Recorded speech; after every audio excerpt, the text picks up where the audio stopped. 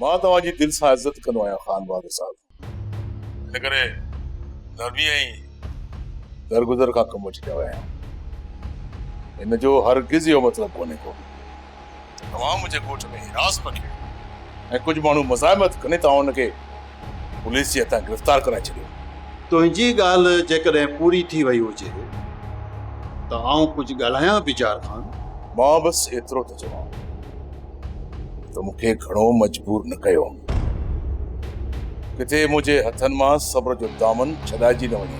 इन ॻाल्हि खे आउं धमकी सम्झां या अणॼाणाई में निकतल गुफ़्तो वीचार खान। खान बहादुर, जाइ उहा जलंदी आहे जिते वाह मरंदी आहे। मुंहिंजा माण्हू सालीअ जी उरा ज़ोराई जे करे अखियुनि में रत खयूं बीठा आहिनि।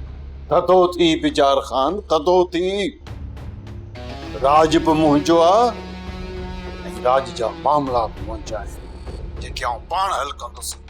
तुंहिंजे लाइ बहितरी इन ई में आहे त साले जा ॾोही मूंखे चिटा करे ॾे। बाक़ी अॻिते जे लाइ साले जी ज़िम्मेवारी पाण थो खणां। मूं पंहिंजे ॻोठ जे हिक हिक खे क़ुरान ते हथ रखायो आहे। इन खां वधीक मां छा थो करे सघां? बहरहाल साले जो शक सिधो तुंहिंजे माण्हुनि में आहे। आउं साले खे सम्झायां थो हू अॻिते अॻिभराई कोन कंदो। मां बि चवां थो त तव्हां साले खे पुलिस जे हवाले कयो। ॿार हूंदो न त चुर खां हू कॾहिं बि कोन वणंदो।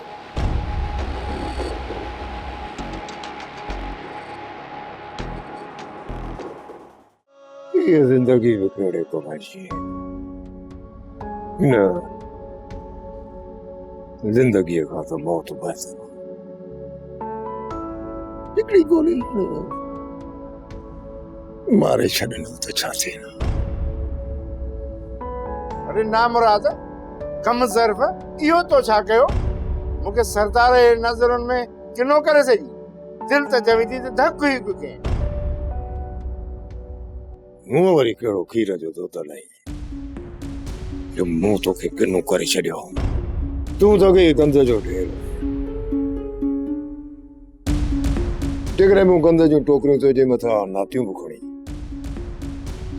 छा थी पियो? हाणे ॾिसजां सरदार बिजार खान तोखे ज़िंदा ई न छॾींदो। अंधो जो कॾहिं हिकिड़ी अखि घुरे ऐं वरी जेकॾहिं हुनखे ॿ अखियूं मिलनि त हुनखे छा खपे? छा मतिलबु? मूं वारे सरदार खे बेइज्जती ने करे कयो त हू देश में अची जज़्बात में अची मूंखे हिकिड़ी गोली ठोके छॾे। धूड़ अथई मुंहं में। तोखे ख़बर आहे तुंहिंजे हिन हरकतुनि जे करे सरदार कहिड़ो हुकुम जारी कयो आहे? सरदार?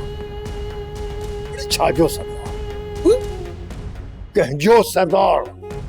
हाँ, तुआरो सरदार मुंहिंजी मानी बंदि कराए सघे थो, पाणी बंदि कराए सघे थो, मूंखां मशक्क़त वारो कमु कराए सघे थो।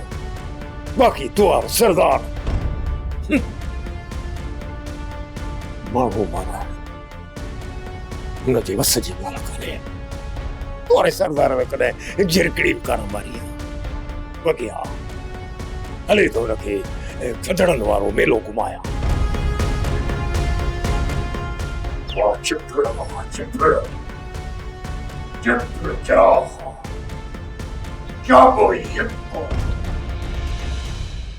वेरुन जी वस्ती, वेरुन जी वस्ती।